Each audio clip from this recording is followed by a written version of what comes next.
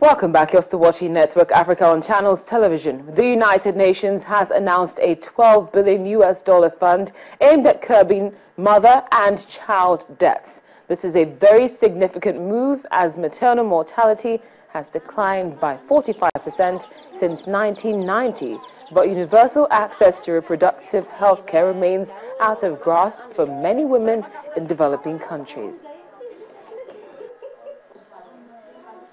The Global Financing Facility represents a new model for aligning development partners with the country priorities and leveraging innovative sources of financing from different sectors.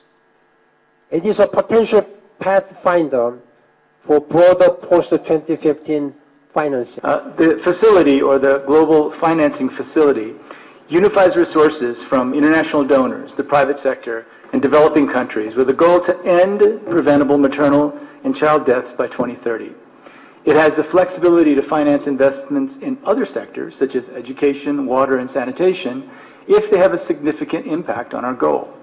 And the GFF uses innovative financing mechanisms to increase funding for national strategies that will improve women's and children's health. We're quite confident this will be one of the top 20 takeaways that we have from Addis that really take us into September, and certainly will signal the efforts that we need to make in the meeting in Paris on climate change. But I think it's a big, big message for the possibilities that we have for implementation through the next 15 years. Now, Egypt's cabinet has amended a draft counter-terrorism law, so the journalists would now be fined rather than jailed for contradicting the authorities' version of any terrorist attack. The bill, which sets up new courts for terrorism trials, was proposed after Egypt's top prosecutor died in a car bombing and 17 members of the security forces were killed by Islamist insurgents in the Sinai. It has been condemned by rights groups, with Amnesty International saying it would grant President Abdel Fattah al-Sisi absolute powers to crush dissent. One provision of the bill would have made it a criminal offense for journalists or others to report on terrorist attacks in a way that contradicted the official version of events, with jail terms of at least 2 years. The cabinet spokesman told the state news agency, that's MENA, that the article had been amended to replace the jail time with a fine of 200,000 to 500,000 Egyptian pounds, and that's about 25,000 to 65,000 US dollars. Well, Amnesty International's Egypt researcher Nicholas Pichaldi joins us for more on this Egypt's anti-terrorism bill amendment. He's speaking with us from London. Nicholas, thank you very much for your time. Thank you. Now, I'd just like to ask you, what does this amendment in the anti-terrorism bill in Egypt, what does it mean for journalism? You know what it means?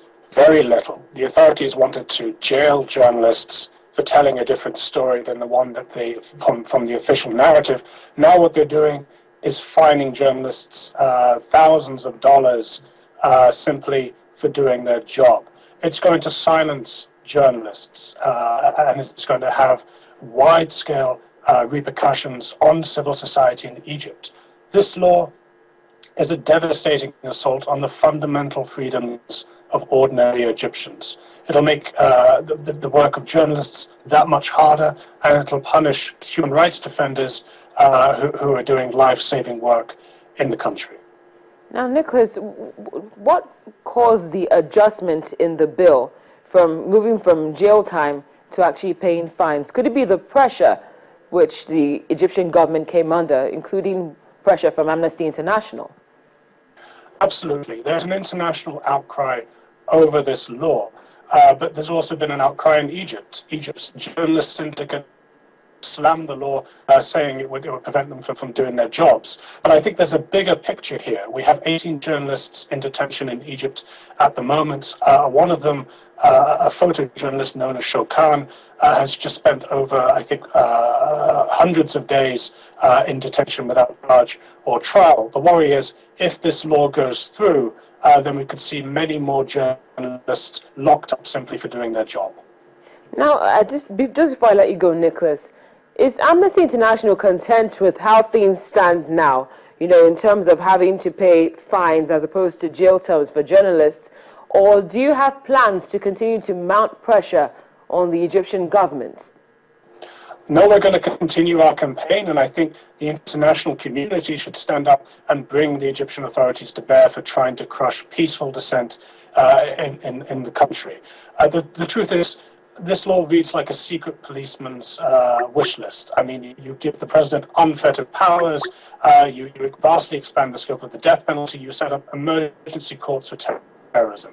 I think the thing I would say is Egypt already has lots of terrorism legislation. Why do they need a new terrorism bill? The truth is, it's because they want to shut down peaceful dissent in the country, including the work of journalists.